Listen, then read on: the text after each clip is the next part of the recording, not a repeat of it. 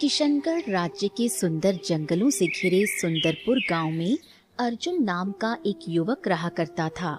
अर्जुन अनाथ था और पेशे से लकड़हारा था। एक दिन अर्जुन अपनी कुल्हाड़ी लेकर जंगल में लकड़ियां काटने के लिए जा रहा था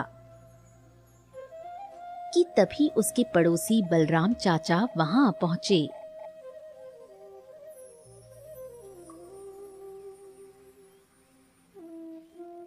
अरे अर्जुन, देखो भाई, अब तुम्हारी आयु 25 वर्ष की हो चुकी है। तुम्हें अब विवाह कर लेना चाहिए। आखिरकार कब तक तुम अकेले यूं ही रोटियां बनाते रहोगे, हैं? कर तो लेना चाहिए, लेकिन करूं किससे चाचा? एक काम करिए, आप मेरे लिए कोई अच्छी सी लड़की तलाश दीजिए, बस फिर मैं कर लूंगा। बेटा, ऐसा है कि तुम जब 15 वर्ष के थे तब तुम्हारे माँ बाप का निधन हो गया। माँ और पिता के निधन के बाद तुमने खुद को बड़ी ही हिम्मत से संभाला, जिसकी प्रशंसा करना तो बनता है। और रहा सवाल तुम्हारे लिए लड़की देखने का, तो तुम हमारे गांव में सबसे सुंदर और बुद्धिमान व्यक्ति हो। कभी कभी तो सोचता हूँ कि तुम्हारे योग्य वर कहाँ से तलाश करूं। तुम्हारे योग्य तो कोई राजकुमारी ही मिलनी चाहिए। राजकुमारी? अरे क्या बलराम चाचा, आपकी भी ना मस्ती मजाक करने की आदत गई नहीं। इतना बोलकर अर्जुन जंगल जाता है और वहां से लकड़ियां काटकर बाजार में बेचता है।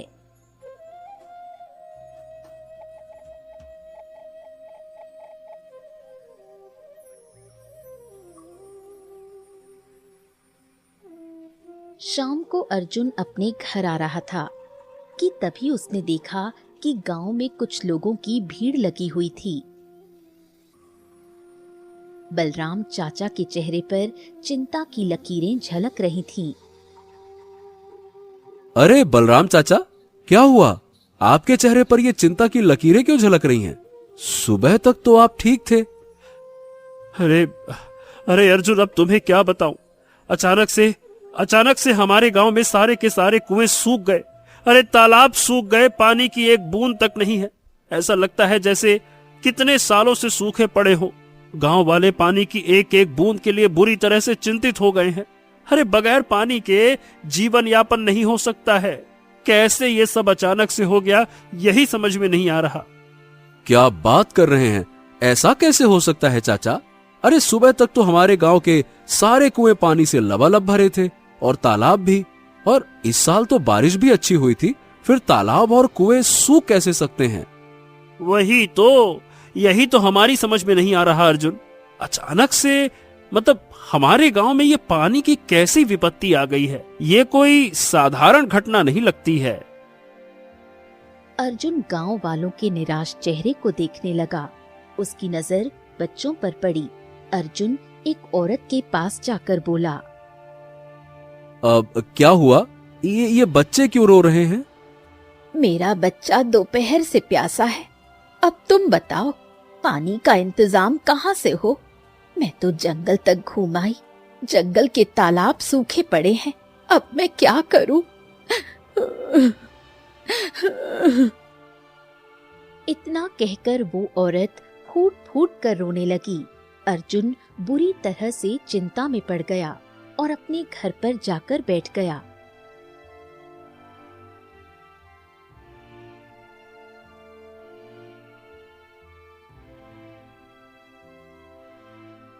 कुछ देर बाद बलराम चाचा वहां पर दोबारा आ पहुंचे।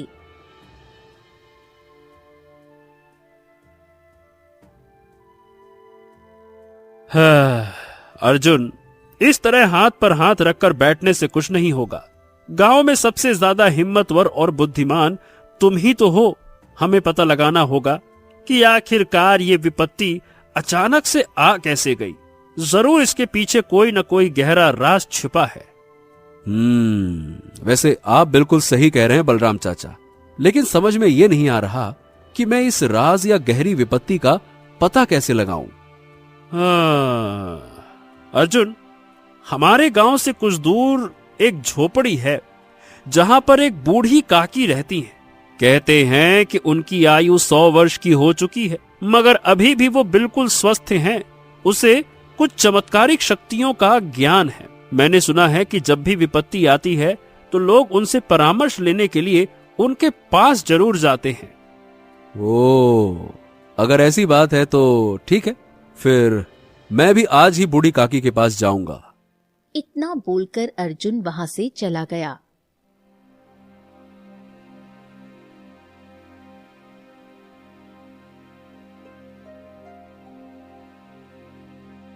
कुछ देर के बाद अर्जुन एक सुनसान इलाके में बनी हुई झोपड़ी के पास खड़ा था। तभी अर्जुन के कानों में झोपड़ी के अंदर से एक औरत की आवाज टकराई, अंदर आ जाओ। अर्जुन तुरंत झोपड़ी के अंदर प्रवेश कर गया। झोपड़ी के अंदर एक बूढ़ी औरत बैठी हुई थी। अर्जुन उस बूढ़ी औरत को देखकर चौंक पड़ा। मुझे बताया गया था काकी कि आपकी आयु 100 वर्ष की है, परंतु आप तो 50 वर्ष से ज्यादा की लग ही नहीं रही हैं। मैं यहीं पर एकांत में रहती हूँ और जंगल की जड़ी बूटियां खाती हूँ। मुझे कुछ ऐसी जड़ी बूटियों का ज्ञान भी है जिसे खाकर बुढ़ापा बहुत देर से आता है। ये क्या चक्कर है? खैर, मुझे इस बात से कोई मतलब नहीं है। मैं तो आपसे केवल एक मदद मांगने के लिए आया हूँ। कैसी मदद? अर्जुन अपने गांव की सारी घटना बताते हुए बोला। बात यह है कि बच्चे प्यास से तड़प रहे हैं। अगर गांव के सारे कुएं और तालाब सूख जाएंगे तो पूरा का पूरा गांव बर्बाद हो जाएगा। हम जाएंगे कहाँ? ये कुछ सामान्य घटना नहीं लग रही। इससे पहले ऐसा कभी नहीं हुआ। इसके पीछे कोई गहरा राज छुपा हुआ है। वही तो, मैं वही रहस्य जानने के लिए आपके पास आया हूँ। मुझे पता लगा है कि आपके पास ज्ञान का भंडार है। हाँ, मेरे पास ज्ञान का भंडार तो है, लेकिन सारी बातों का ज्ञान मेरे पास नहीं है। परंतु मैं तुम्हें एक रहस्यमयी पेड़ का पता बता सकती हूँ, जो जादुई पेड़ है और इंसानों से बात करता है। उस पेड़ के पास हर जानकारी रहती है। वही तुम्हारे गांव में अचानक हुई विपत्ति का रहस्य बता सकता है। क्या क्या क्या वास्तव में संसार में ऐसा कोई वृक्ष है जो जो बोल सकता है? हाँ, मेरी बात का विश्वास करो। ओ, तो ठीक है, आप मुझे बताइए वो वृक्ष कहाँ है? यहाँ से घने जंगल में निकल जाओ। घने जंगल में एक नदी पड़ती है। उसे पार करने के बाद एक दूसरे जंगल की सीमा प्रारंभ होती है, जिसे कनिष्क जंगल कहते हैं। कनिष्क जंगल में जाकर तुम्हें बोलने वाले वृक्ष को तलाशना होगा। अर्जुन तुरंत उठकर खड़ा हुआ और कहा, तो ठीक है, मैं बोलने वाले वृक्ष को जरूर तलाश करूंगा। इतना बोलकर अर्जुन वहां से चला गया।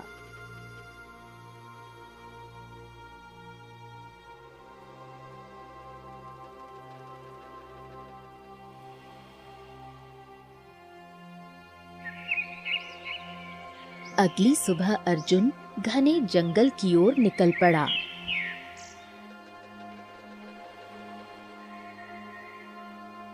अर्जुन सारा दिन पैदल चलता रहा। शाम तक चलते चलते उसके पास एक नदी आई।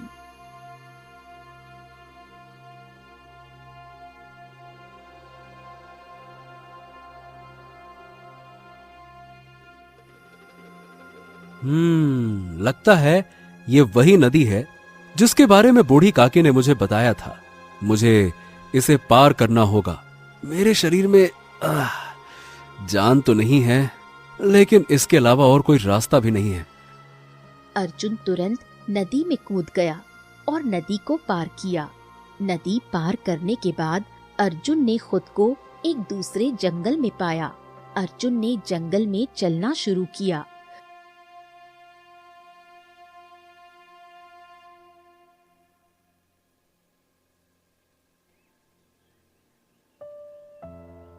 बहुत देर तक चलते चलते वो एक वृक्ष के नीचे बैठ गया और अपने आप से बोला, बाप रे, ये कहाँ आ गया मैं? ओहो, अब यहां मैं ये जादुई और बोलने वाले वृक्ष को कहाँ तलाश करूं? क्या करूं? तभी एक मायावी पक्षी उसके पास आकर बैठ गई और मनुष्य की आवाज में अर्जुन से बोली, तुम साधारण जंगल में नहीं हो मनुष्य, तुम एक मायावी जंगल में हो। हाँ, ये बात तुम सही कह रही हो। तुम्हारा बोलना इस बात का प्रमाण है कि मैं वास्तव में एक मायावी जंगल में हूं, वरना तुम मैना पक्षी होकर मनुष्य की आवाज में बात नहीं कर सकती। वो सब छोड़ो, ये बताओ तुम जंगल में क्यों आए हो? अर्जुन सारी घटना बताता है। तो फिर मैं सही समय पर तुम्हारे पास आई हूँ। मैं तुम्हें उस बोलने वाले पेड़ के पास ले जा सकती हूँ। मुझे उसका पता मालूम है। ठीक है, तो फिर मुझे उसके पास ले चलो। चलो। तो फिर मेरे पीछे पीछे आओ। अर्जुन तुरंत पक्षी के पीछे पीछे चलने लगा।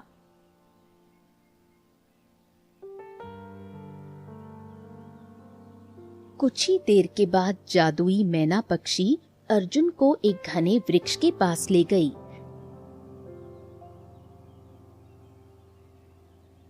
वृक्ष की शाखाएं बड़ी ही विचित्र किस्म की थीं। यही वो वृक्ष है, एक जादुई वृक्ष। ओ, ये वृक्ष तो काफी प्राचीन मालूम पड़ता है। ठीक है, परंतु मुझे बोलने वाले वृक्ष की तलाश है। अगले ही पल वृक्ष से आवाज आई, मैं बोलता भी हूँ और ये भी जानता हूँ कि तुम यहाँ क्यों आए हो।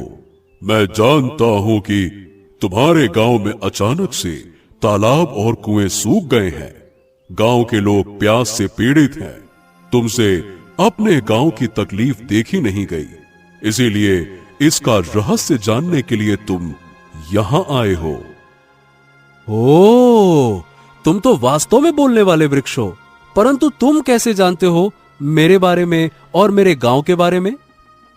क्योंकि मैं एक जादुई वृक्ष हूं।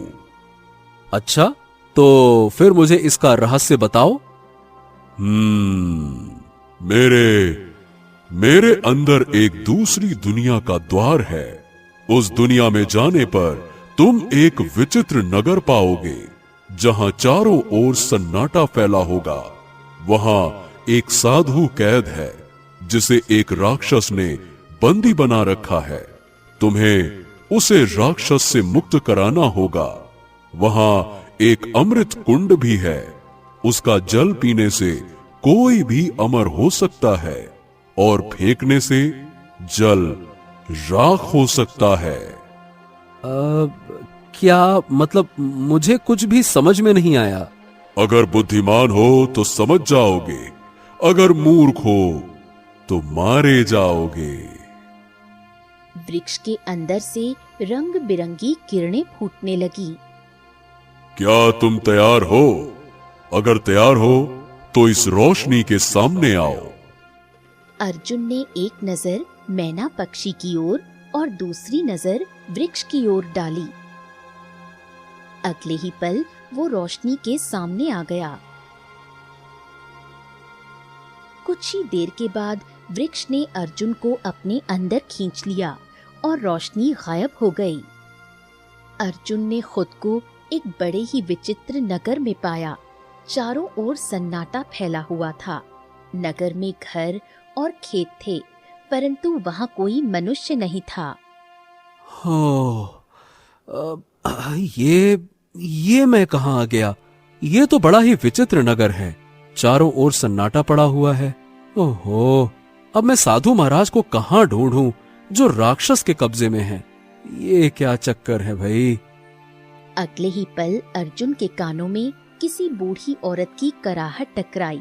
उसने पलटकर देखा तो एक बूढ़ी औरत झाड़ियों में बैठी थी।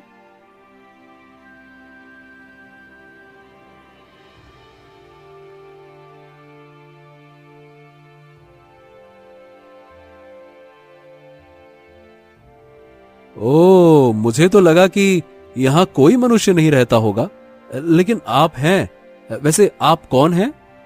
मैं इस नगर की वासी हूँ।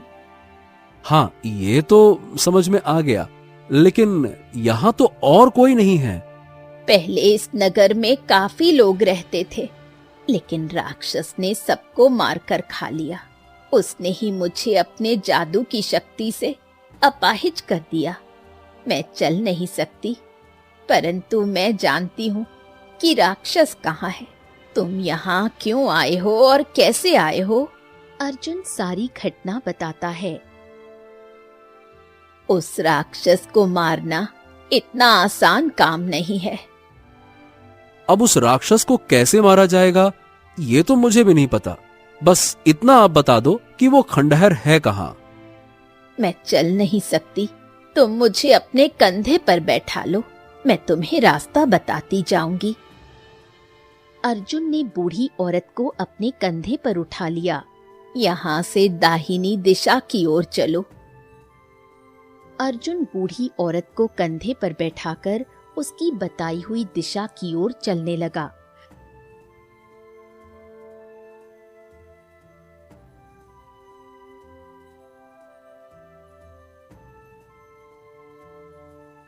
बहुत दूर चलने के बाद अर्जुन को एक खंडहर नजर आया।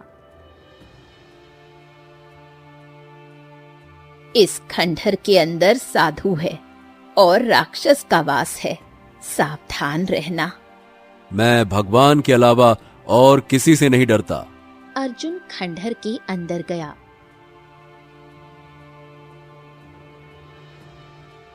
वहां एक साधु पिंजरे में कैद था।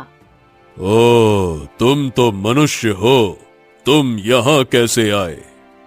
मैं आपको राक्षस के चंगुल से आजाद कराने आया हूँ साधु महाराज। क्या? अरे मूर्ख, तुम हमें राक्षस के चंगुल से कैसे आजाद कराओगे, जबकि राक्षस तुम्हारे कंधे पर बैठा है? अर्जुन ये सुनकर चौंक गया। तभी बूढ़ी औरत हंसने लगी। ये सच बोल रहा है, ये साधु सही कह रहा है। जब तुमने इस नगर में सन्नाटा देखा और मुझे देखा, तब भी तुम मुझ पर शक नहीं कर पाए। मैं ही राक्षस हूँ। ये बिल्कुल सही कह रही है। इस नगर में ही राक्षस का वास है। वो राक्षस कभी भी अपने असली रूप में नहीं रहता। कभी पुरुष के रूप में रहता है तो कभी बूढ़ी स्त्री के रूप में रहता है, और ये राक्षस इस समय बूढ़ी औरत के रूप में है, और तुमने इस राक्षस को अपने कंधे पर बैठा लिया है। अचानक अर्जुन को अपने कंधों पर भार बहुत भारी मालूम होने लगा। अब मुझे ये बूढ़ी औरत उतारनी है। अब अर्जुन बूढ़ी औरत को फेंकने की कोशिश करता है, पर बूढ़ी औरत उसके शरीर से बुरी तरह चिपक गई थी। अर्जुन चाहकर भी उसे अपने शरीर से नहीं हटा पाया।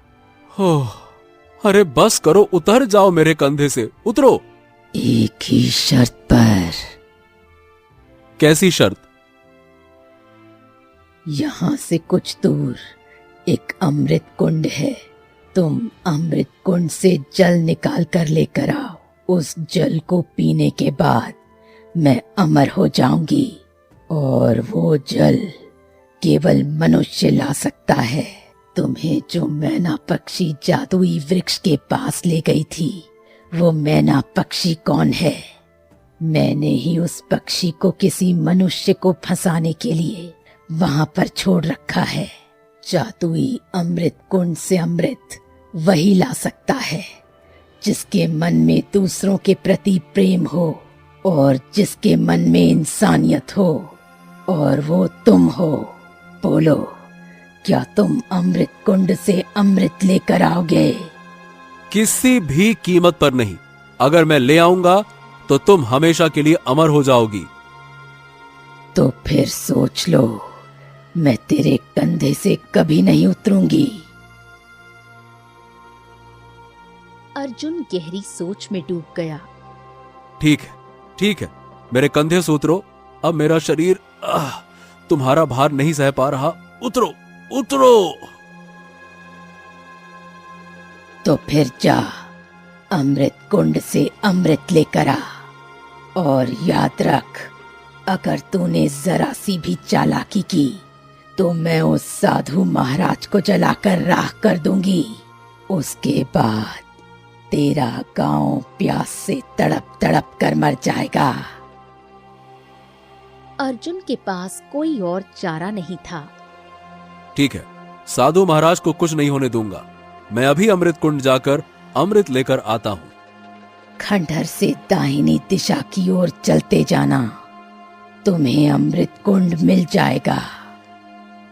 अर्जुन तुरंत खंडहर से बाहर निकला और दाहिनी दिशा की ओर चलने लगा।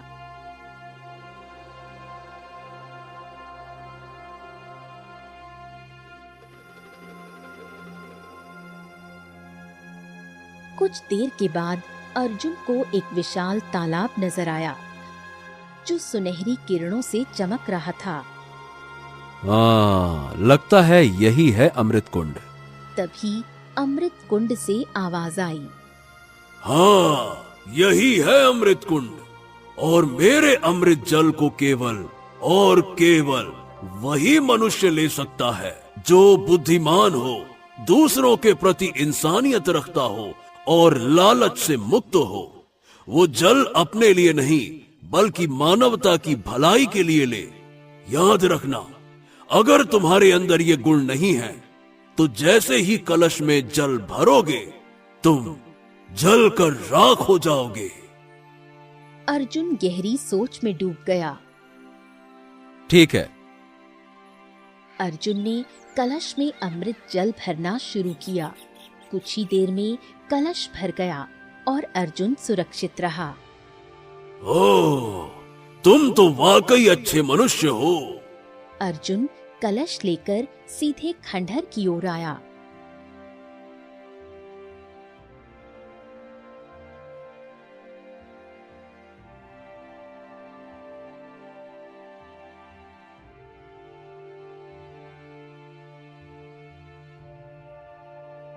कलश में भरा अमृत सोने की तरह चमक रहा था। तो तू वास्तव में मेरे लिए अमृत ले आया। अब इसे मुझे दे दे और इस साधु को ले जा। एक क्षण जरा ठहरो तो सही। अरे रुको रुको रुको, इतनी जल्दी क्या है? इतना कहकर अर्जुन ने सारा अमृत उस बूढ़ी औरत के शरीर पर फेंक दिया। ये तूने क्या किया मूर्ख? तूने अमृत जल को व्यर्थ कर दिया। अब दोबारा जा और ये जल लेकर आ। और अगर तूने इस बार कोई हरकत की तो मैं साधु और तुझे यही जलाकर राख कर दूंगी। इसकी नौबत नहीं आएगी क्योंकि यही तेरा अंत है। अगले ही पल बूढ़ी औरत के शरीर में आग लग गई। वो तड़पती हुई चीखने लगी। ये कैसे संभव हुआ? जब उस जादुई वृक्ष ने मुझसे कहा कि इस नगर में एक अमृत कुंड है, अगर कोई पिएगा तो अमर हो जाएगा, और अगर कोई उस अमृत को किसी के ऊपर फेंकेगा तो वो जलकर राख हो जाएगा। बस उस समय हालांकि मुझे ये पहेली समझ में नहीं आई थी, लेकिन जब मैंने अमृत जल कलश में भरा तब मुझे समझ में आया कि ये जादुई वृक्ष मुझसे क्या कहना चाहता था। कुछ ही देर में बूढ़ी औरत जलकर राख हो गई और अचानक पिंजरा गायब हो गया।